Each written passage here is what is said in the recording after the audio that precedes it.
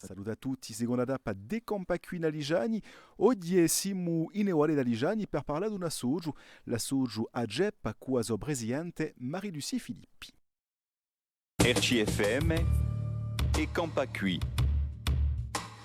E la Soggia è nato con Pezzo già, sì, è nato nel 79, ma dopo si è messo in Vegliosa durante 8 anni. Noi è nato che, voilà, a Meressa i bei croce a di l'Epica, ha fatto un appello per ripigliarsi a Soggio perché ci voleva fare qualcosa di suo conto in banca.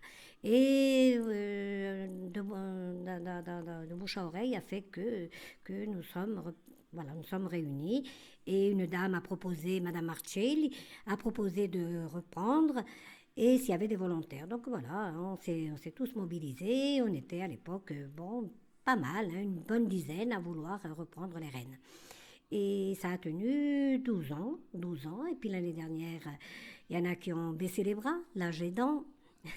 Et voilà. Et donc, je suis revenue à la tête, je suis arrivée à la tête de cette association. C'est plus une association, c'est une entreprise.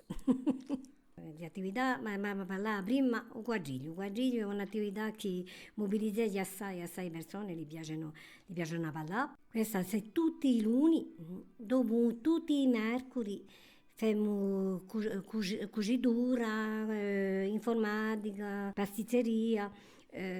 Poi si chiacchiereggia, si legge, abbiamo appena di tutto. Un mercoledì è un giorno dove li si uniscono più volentieri a gente perché c'è di tutto per tutti. Questa si passa per i croce. Per i croce è un luogo centrale perché noi raggruppiamo i cantoni di Ampugnani, Darigiani e Dorizza. Dunque per i croce è un luogo più centrale. E era che qua là in una sala dove abbiamo lasciato tutto sopra il luogo. Non abbiamo mica bisogno di destinare tutta la nostra roba perché siamo quantunque ben mobulati, dice radio. Abbiamo in noi un attello di sport, facciamo sport. Questo è un attello che era assai domandato, l'abbiamo messo in piazza quest'anno. Quelli che può partecipare, partecipano quelli che vogliono, tutto è cioè essa aderenti. L'adesione ci porta a sicurezza.